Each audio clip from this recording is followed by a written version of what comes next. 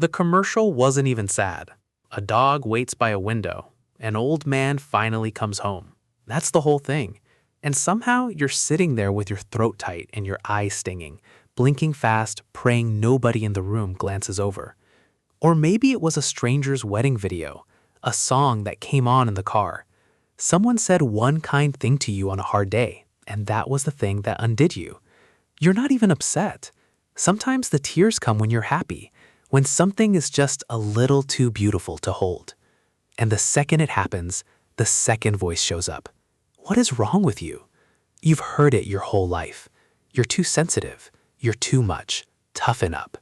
So you've learned to fight it. You stare at the ceiling. You laugh to cover it. You apologize for your own tears. Here's what nobody ever told you.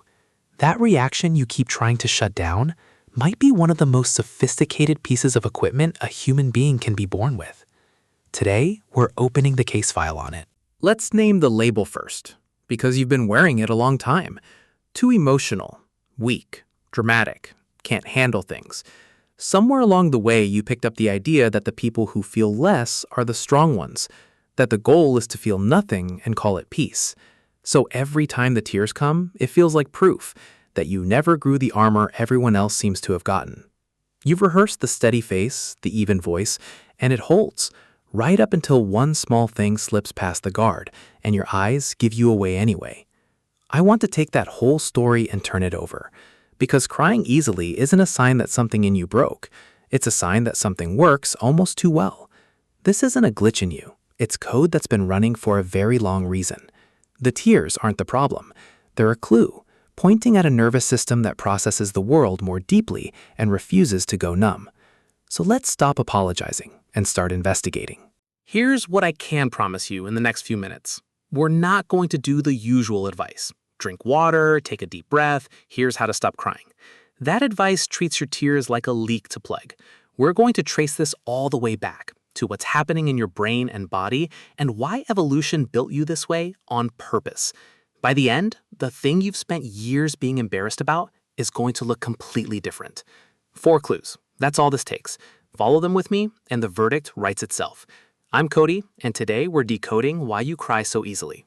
Let's open the case file. Clue number 1. You don't just feel more, you process more. There's a trait psychologists have studied for decades.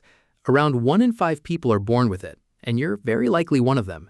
When an experience comes in, a look on someone's face, a line in a song, the mood of a room, your brain doesn't just file it away, it runs it deeper. More regions switch on. Everyone watched the same scene, but you didn't watch it, you absorbed it. You caught the small things, the tiny crack in a voice, the sentence they didn't finish. Think of it like resolution. Most people see the photo, you see every pixel.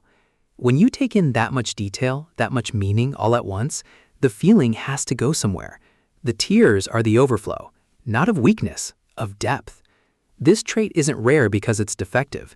Scientists find it in over 100 species: birds, fish, dogs, primates. Evolution kept a slice of every population extra responsive on purpose. The ones who noticed first, the watchful ones the whole group quietly depended on. You're not the broken version of normal. You're a different setting, one nature has been protecting for a very, very long time. Clue number 2. A lot of the time, it isn't even your pain. It's theirs. The stranger sobbing at the airport, the kid getting surprised with a dog, 2 people who haven't seen each other in 20 years finally in the same room. Your brain runs a system that simulates other people's emotions as if they were your own. When you watch someone feel something, networks inside you light up as though it were happening to you. Most people have a firewall between their feeling and mine. Yours is thin. Their joy walks right in. Their grief pulls up a chair beside you. Empathy was never decoration. It's the glue that held early humans together, the wiring that let one person feel another's fear and move towards them instead of away. Someone 3 seats down starts to cry. Before you've decided anything, your own chest tightens. You're already halfway into their story. The world calls that too sensitive. Evolution called it survival. Clue number 3. The tears themselves aren't a malfunction. They're a message. We are the only species that cries from emotion, and nature doesn't build something that elaborate by accident. Emotional tears are chemically different from the kind you make chopping an onion. Different stuff, made for a different job. And that job is to call for connection. A baby's cry pulls a parent across the house at 3 in the morning. Your tears run on that same ancient frequency. So crying in front of someone isn't you falling apart on display. It's the oldest signal we have for "I need support." And watch what it does to the person across from you. The edge drops out of their voice. The fight stops being a fight and turns back into two people in a room. That's not a leak to plug. That's a smoke alarm that happens to love you. Clue number 4. Pay attention to what happens after. You cry, and 10 minutes later, strangely, you feel lighter. That's not your imagination. That's your biology finishing the job. As the cry runs its course, your body steps down out of high alert and into recovery. Your heart rate slows. Your breathing drops. The engine that was redlining starts to cool. That warm, wrung-out, weirdly peaceful feeling after a real cry, you earned it. Your body made it for you, on purpose. So crying isn't the storm. It's the pressure release valve that lets the storm move through you instead of getting stuck inside. The people who proudly never cry aren't calmer than you. A lot of them are just more backed up. The lighter feeling afterward isn't you getting over it. It's proof the whole thing worked. Same as a fever finally breaking. So here's the verdict. For years, you've been trying to fix a thing that was never broken. I want you to sit with the possibility that the goal was never to feel less. We live in a world that's quietly proud of going numb. And in that world, you kept right on feeling, out loud, with your whole body.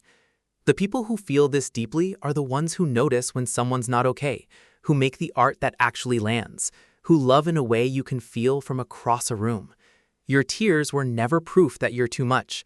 They're the receipt of a system that's still fully online, still connected, still paying attention, still human. So the next time your eyes fill up, over a commercial, a song, a stranger, a small unexpected kindness, let them. That's the most alive part of you, refusing to go quiet. Before you go, I want to know about your case. What's the one that always gets you? The thing that brings the tears every single time? Tell me down in the comments. I read them. And I think you'll feel a lot less alone the second you see how many people are sitting there with the exact same one. If this cracked open something you've been carrying, there are more of these waiting in the file. Subscribe and we'll decode the next one together. Case closed. For now, I'm Cody.